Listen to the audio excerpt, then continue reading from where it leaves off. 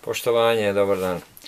Ovdje ispred vas se nalazi jedna novčanica, poprilično lijepa, dizajnirana, što ste vjerojatno već vidjeli.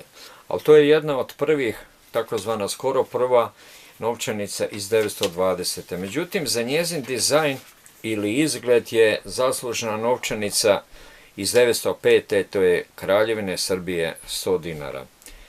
Vidite ovdje. Ovo je kopija ili print, što ja imam, znači nije neki originalna novčanica. Vidite, na ovom ima vodeni žig i tako.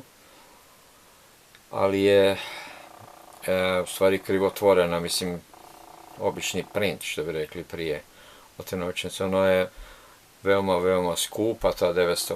100 dinara 905. je bilo strašan novac.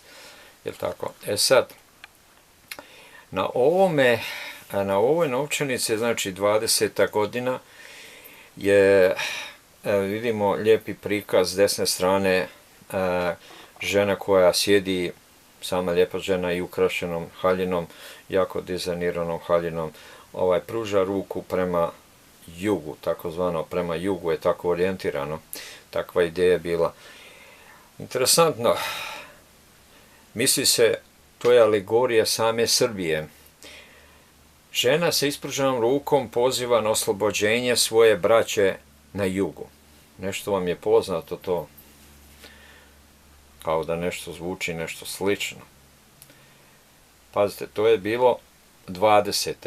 A koja je danas godina? Koliko je godina prošlo tada, jel? 100 godina moraju proći i ko zna šta će još uvijek proći, tako dalje. Ok, da ga ne tupimo o tome. Samu novčanicu rađenu u Francuskoj, to vreme, jako Francuska surađivala sa Srbijom i kao i Kraljevine, normalno zna se i za par godina iza novčanica sama izašla januara 25. cirkulisati.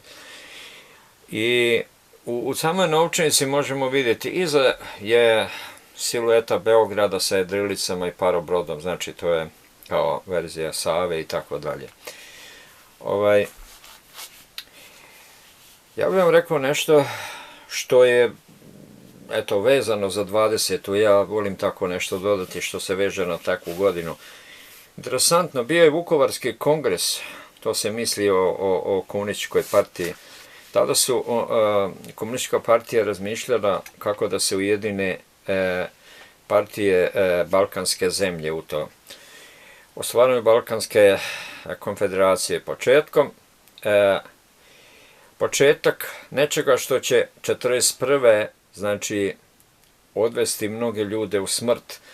Zaluđeni krenuli stopama komunističke partije u nadi boljeg sutra, ali desilo se upravo kontra. Ideje komunizma i borbe odnijele su 100.000 života za pogrešnu ideologiju. Najviše su stradali ljudi iz Srbije ili sami Srbi iz Krajine. Novčanica je interesantna iza, ima tako sličan ovaj dizajn, kao brodovi, voda i tako to. Tu vidimo jednog Srbina u narodnoj nošnji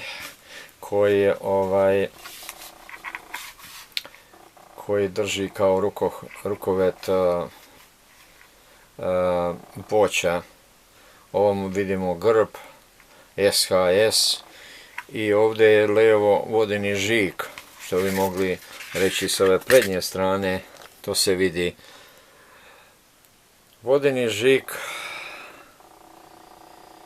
pokazuje, ja sam se nadao da je to Karađorđe, to sam u jednom ovom videu već rekao, međutim svi su izgledi da je to ipak Miloš Obrenović, jer njegov profil odgovara ovoj verziji.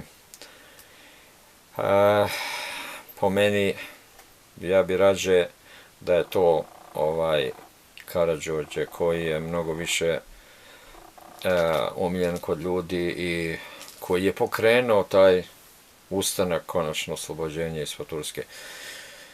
Pa ništa, toliko, ja bih vas pozdravio puno i hvala što gledate moj video. Svako dobro, Nino The Art, pozdrav.